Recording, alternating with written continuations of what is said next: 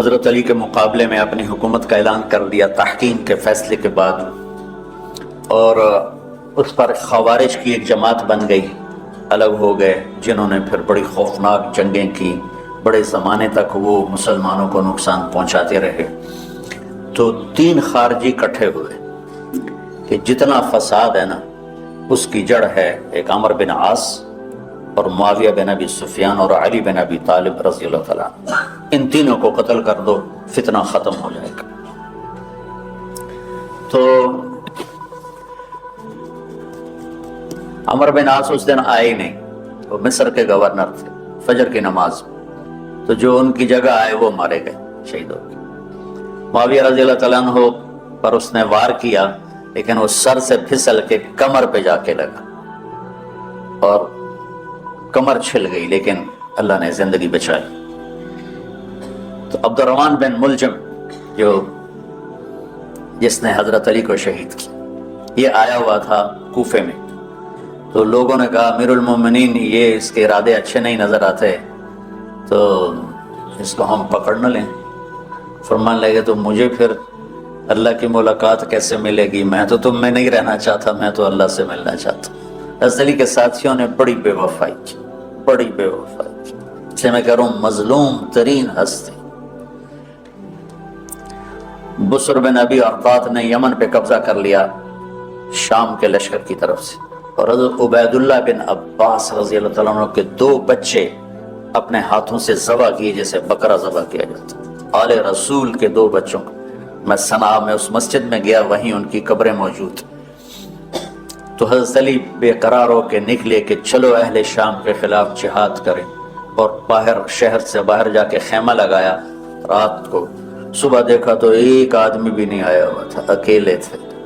تو پھر بڑے دکھی دل کے ساتھ واپس آئے اور اپنی داڑھی کو پکڑ کر کہنے لگے تو کب رنگین ہوگی؟ ایک دفعہ بیمار تھے تو کہنے لگے یا رسول اللہ مجھے لگتا ہے میری موت کا وقت آ گیا۔ میں نے کہا نہیں، تیری موت آئے گی جب اس خون سے یہ رنگین ہوگی، جب تیرے سر کے خون سے تیری داڑھی رنگین ہوگی اس وقت تیری موت آئے گی۔ تو اس جملے کو یاد کر کے کہتے تو کب رنگین ہوگی، تو کب رنگین ہوگی۔ چونکہ ساتھی ساتھ چھوڑ گئے تھے، شدید قسم کی بے وفائی کا سامنا ہوا۔ پھر آگے نسل ذبح۔ آپ نے حضرت حسین کا کربلا تو پڑھا ہوا، لیکن میں نے جو گلدستہ اہل بیت کے بعد میں نے جب پڑھا تو جو اس کمبخت ابو جعفر منصور نے آل حسن پہ ظلم توڑے، اللہ میری ہچکی لگ گئی روتے روتے۔ تو میں اس کی تفصیل آپ کو بتا نہیں سکتا کہ مطلب ہے کہ میرا سر ساتھ نہیں دے رہا، تو ہچکی لگ گئی میری روتے روتے۔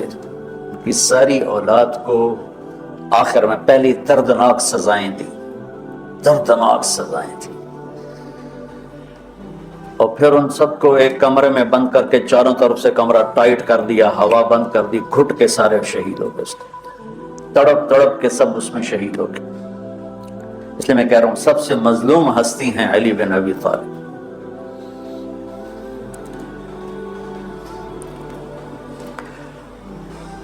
تو فرمانے لگے اس کو پکڑو گے تو میں شہید کیسے ہوں گا؟ پھر ایک دن دیکھا کہ لوگ گھر گوار پہرا دے رہے تھے۔ آپ نے کہا کیا کر رہے ہو؟ کہا جی وہ آپ کا خطرہ ہے، پہرا دے رہے ہیں۔ کہنے لگے کس سے دے رہے ہو؟ زمین والوں سے، آسمان والوں سے؟ وہ کہنے لگے جی آسمان والوں سے کون دے سکتا، زمین والوں سے پہرا دینے کا، بیٹا جا کے سو جاؤ، آسمان والا فیصلہ کرتا ہے، تو زمینی پہرے کام نہیں آتے، جاؤ۔ تو فیصلے آسمان سے اترتے ہیں، زمین پہ نہیں اترتے۔ تو 21 رمضان کو فجر کی نماز میں اس نے آ کے جو وار وہ سیدھا سر پہ لگا تو سر پھٹ گیا، تلوار دماغ میں چلی گئی، چھوٹ بچ گیا، پکڑا گیا۔ اب دیکھنا حضرت علی کے اخلاق۔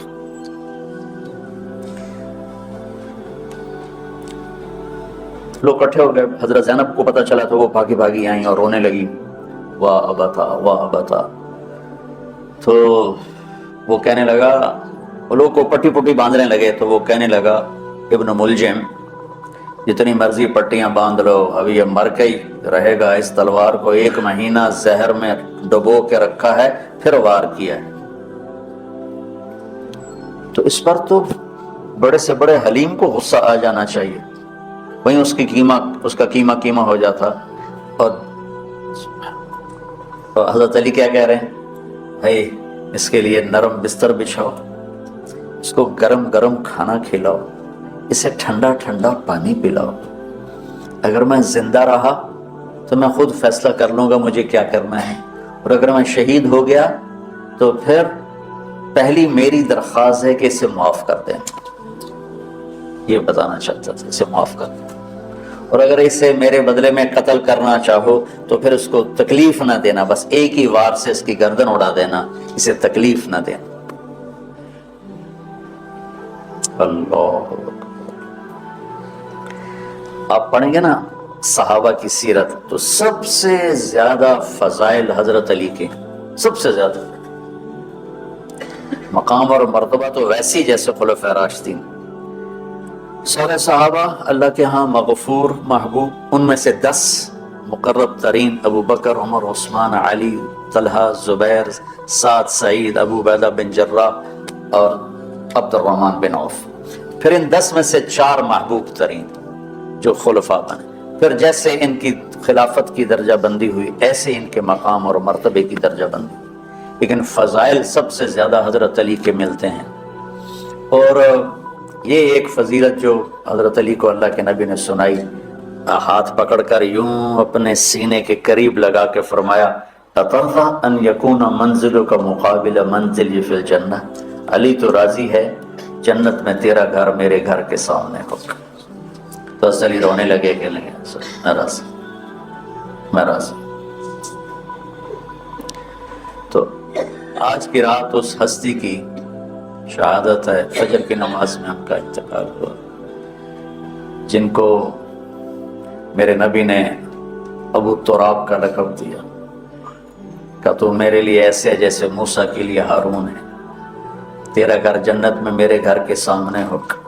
پھر آپ نے اپنی بیٹی فاطمہ سے کہا فاطمہ تو میں یہ دونوں حسن حسین، اور یہ جو سویا ہوا ہے، حضرت علی جاگے نہیں، وہ سوئے ہوئے تھے، یہ جو سویا ہوا ہے ہم پانچوں آخرت میں ایک ہی جگہ پر ہوں گے، اکٹھے ہوں گے. تو یہ بڑے درجے کے صحابہ میں، اور اللہ کی قدرت ہے کہ اللہ نے کسی خالص ہاشمی کو حکومت نہیں دی، کامیاب نہیں ہونے دی. بنو عباس بھی اہل بیت ہیں لیکن ذرا دور سے، ان کے 35 حکمران آئے، 35 میں سوائے ایک کے سب کی مائیں ہاشمی نہیں تھی.